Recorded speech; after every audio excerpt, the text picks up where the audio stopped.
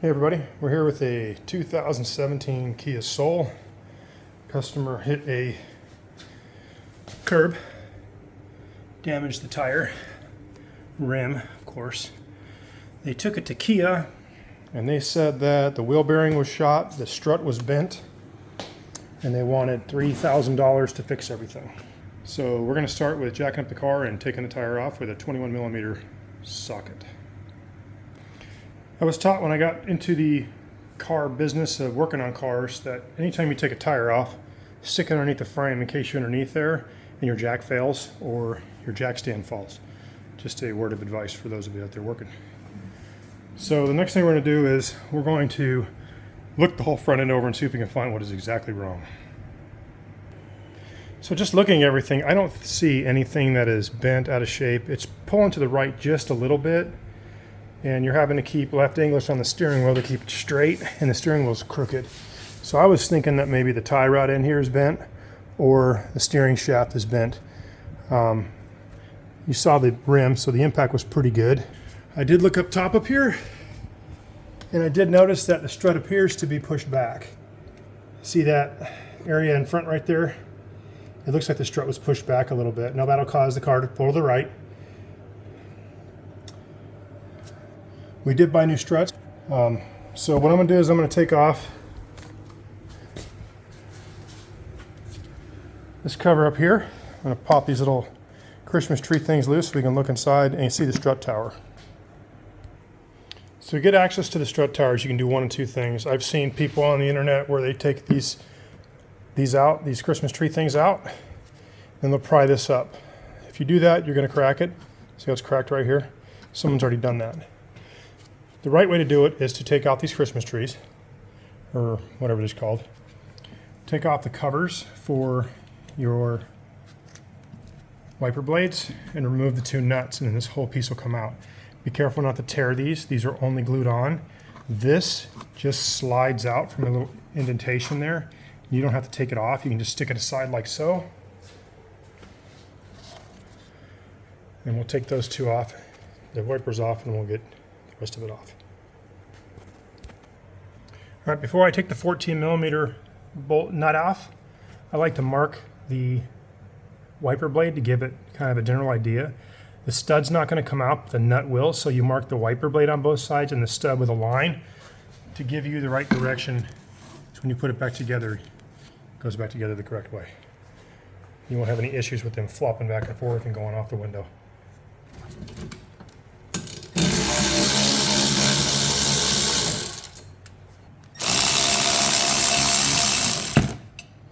Take the nuts and we set them aside, grab a hold of the wiper, and work it back and forth a little bit.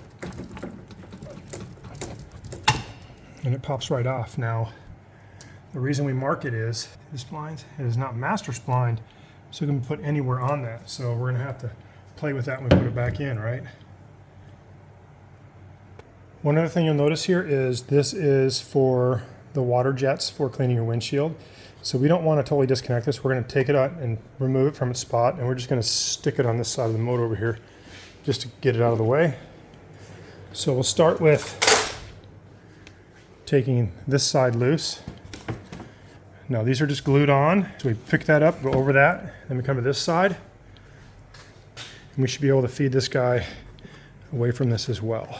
I just leave it right there, huh? That'll work. There's our strut tower bolts down there. These 3 bolts here. So I did end up flipping this over, just brought it up to that side over here, popped it out, and then laid it over here. Again, there's your strut tower bolts there. 1, 2, and 3. And it's the same thing on the other side. 1, 2, and 3. So we're going to start with the right side. Downside of a front wheel drive car, so I want to be able to spin the axle and stuff to check the bearing.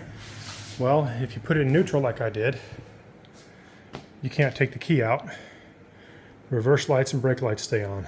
If you disconnect the battery, I guess you can do that with it in neutral. So we might as well do that. All right, we're going to disconnect the negative side of the battery. We're going to use the 10mm socket here. We're going to open up this guy. We need to take it all the way off, just enough to get movement. make sure you put it somewhere. Just, you know, place it somewhere where it's not going to pop out, get back on there, and then drain your battery. So when changing the strut, we have to take off these two giant nuts. We have to take off the brake caliper. We have to take off the ABS sensor that goes in there. And then this rod here is for your upper sway bar arm. And then the whole strut tower will come out when we take the 3 bolts off up on top. Now when using an impact gun, you're taking off these nuts. You want to make sure that you use 6-sided sockets. If you use 12-sided sockets, you take the possibility of stripping these out. Now the 6-point will give you actually more surface area contact when you take them loose. Now the first ones we're going to take out, we're going to take out the flex line for the brake. And then we're going to take off the ABS sense line over here for this wheel. And both those bolts, or bolts, excuse me, were 12 millimeter. The strut attach bolts here are going to be 19 millimeter on both those. Now I busted those 19 millimeters loose with holding this head with a 17 millimeter. I'm hoping I can release this knuckle and be able to remove the entire strut assembly without taking off the brake caliper and everything else. The sway bar nut up here is also a 17 millimeter.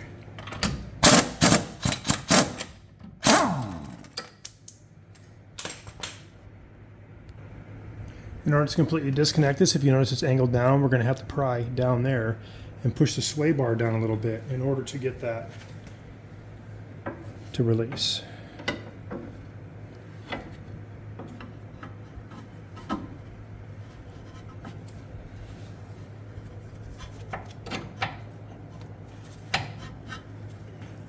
And we just let it go up and get out of the way.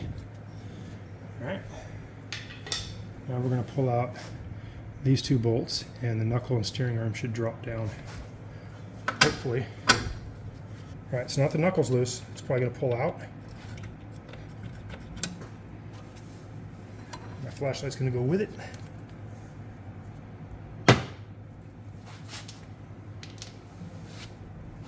So you may have to, up in the rust belt, get in a pry bar inside here and pull that knuckle loose. Now you don't want to pull it too far because your steering shaft back there will pull out of the transmission, and that'll make a massive mess. So you want to make sure that doesn't happen.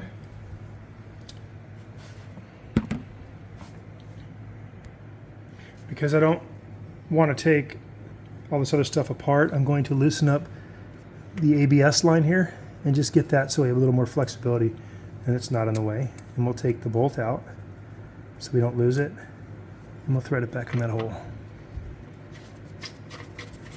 So now we have a little more movement with this line, so when we get this strut piece up top, the tower out, it's going to drop right down. So let's go up top.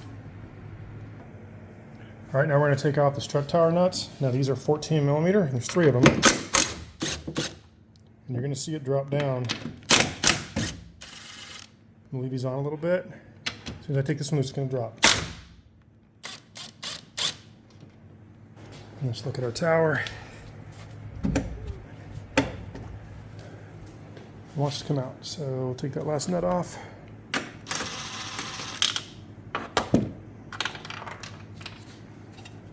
Let's go back to the bottom. All right, so now we're going to try and wiggle this out of here.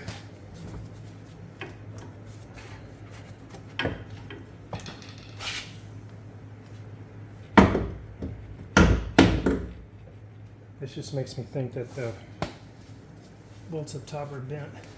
There's nothing else holding it and it won't come out. Let me mess with it a little bit. All right, now we've purchased replacement strut assemblies from TRQ. Here is the new and the old. It is a complete assembly. You don't have to take the spring apart or nothing. Obviously, when you take them out, you want to compare the bracketry location. They are left and right, so it should be FR for front right and an FL for front left. Now, if we look at the tower, see this bolt? This end is bent. It's bent down like that. So when this customer hit the curb, they pushed the tire back and bent the strut. So before we reinstall it, we're going to take the nuts that came with it off because obviously they won't go through the holes. We're going to make sure we're aligned correctly with the top to make sure that These 3 pieces will go through the hole as we require, and then the knuckle down here will be lined up. The steering knuckle will be lined up. All right, so before you put it in, you want to make sure that your mount bolts align. So these bolts have to be in same positions, and they are different measurements. So if we look at this one, we're going to say it's 4 3/4 to the center, 4 3/4. The back one here is 5 1/2, 5 1/2, and the front one is 4 3/4 and 4 3/4. Now, if you try and put it in the wrong way, obviously it won't install. So now we got that lined up. Let's go ahead and shove it in the hole. Here we go. What we'll do is we'll start. Maybe I can get them to go on. Start all 3 of them so we can let the strut hang. Like so. And then we'll go down and make sure that our knuckle lines up. As we can see, it does not. So we'll grab a hold of this and we'll just twist it to wherever we want it. Now once that's installed, it will twist around, no problem. So let's go ahead and tighten those bolts up top.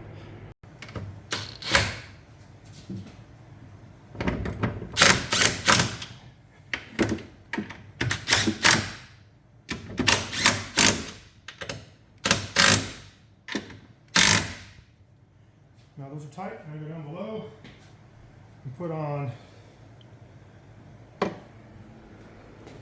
the steering shaft here. So the kit from TRQ with these struts also come with the steering sway bar arm connecting rod here. So we're going to take that one off with a 17 millimeter, and we're going to put this new one on. Why? Because we're in here. And I can't get my impact gun in there, but you want something that spins pretty fast, because otherwise you got to get in there with a flat wrench and hold this guy. If this keeps spinning, you'll need to stick a wrench in there to hold it in order to get the nut off. There's not a lot of room.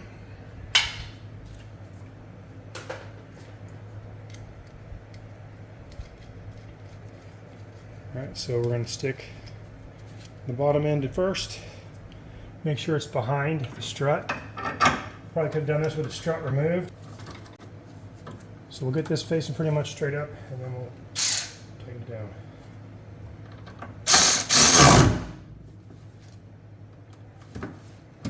It's nice and tight. Now to get this connected to here, we have to pry that piece down, remember? You can also compress this a little bit, and we can wait till the steering knuckle's in.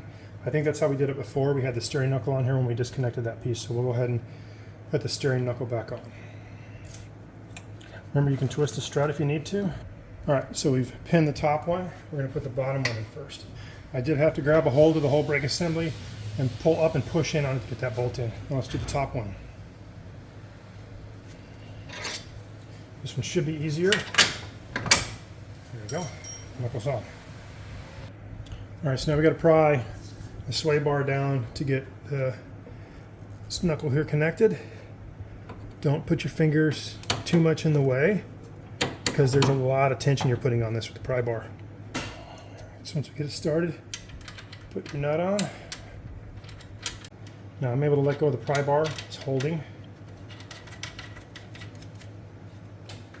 I think I'm going to have to use my impact on this one because of the location. I may have to go to a deep well.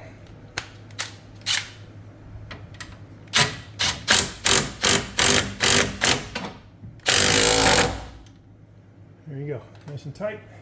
The bottom one's tight. You can also look at the back side. You see how it's straight. You can look at the back side in there.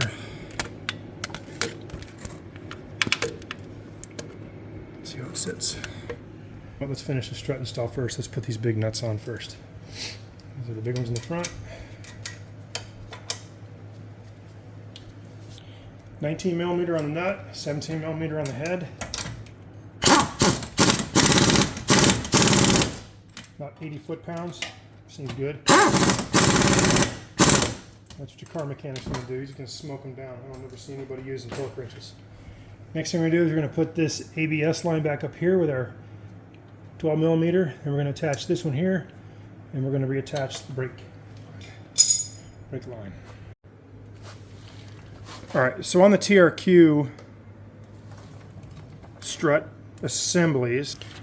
It has the attached for the flex hose for the brake and the ABS line, and it has nubs on them sticking out down here. So what they've done is they've provided you with 2 bolts and 2 spacers. Well, the downside is on this particular one is this bolt does not fit in this one or the other one. So I had to go to my local hardware store and pick up 2 additional ones of these so I could use these on the strut. So the big bolt does not work at all. Now the spacer is, for some reason they didn't want to put these in the other way. They could have just flipped these over. The spacer goes in between the bracket and the bolt like so, and threads on. And what that does is this bracket goes underneath that bracket, and then it keeps it hanging out like so. Why did that? I don't know. The other struts I took off, this was reversed. So you had, this went flat and it had 2 positions holding it together. You had the stub sticking out on top, then you had the nub going on the bottom. But whatever, that's how they designed it. So the downfall of having a bigger bolt is you have a spacer that does not fit the bolt, but you have no choice but to use it. So I'm using it on where the bigger bolt is supposed to go, but doesn't fit because the TRQ has the wrong size nut down there. And this goes underneath that lip as well and gets tightened up. And that is going to be an 8mm. You don't have to smoke them down, but they need to be tight. Make sure that the lip coming off of your bracket goes underneath the lip coming off of the strut bracket. 18 inch-pounds is what they want. Same thing with this one, goes underneath, or in this case on top of.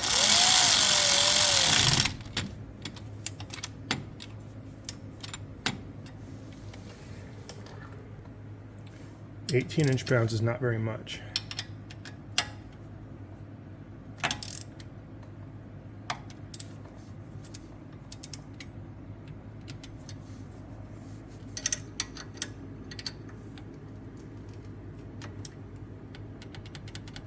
Very little. Before you close everything up, go around and make sure everything's tight. Check the bolts on the strut tower up top, the 3 that you tightened up. Make sure that your sway bar connection arm here is tight on both ends. If you do have to hold the joint side or the bearing side, it is a 16mm, and it is grind it down, and it goes in between there like so to tighten it up on both ends here. There, it holds a 16mm there. These are 19mm here. Make sure they're tight. And that's basically everything we took off to change the strut. So tight, tight, tight, tight, and then the 3 up on top are tight. And that's about it.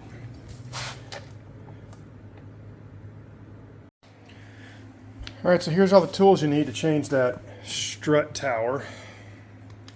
The whole housing, the whole assembly. You'll need an electric ratchet or 2, or an air ratchet. Impact gun, whether it be electric or pneumatic. You need 1/2 inch, 3/8 and quarter drive metrics. You need a set of metric wrenches, torque wrenches, a pry bar, a punch, and a hammer. Small hammer, not a big hammer. I'll try and link everything below, including the bolts I had to go purchase to make this kit work. I appreciate you watching. Like and subscribe. Thanks again. Half them out.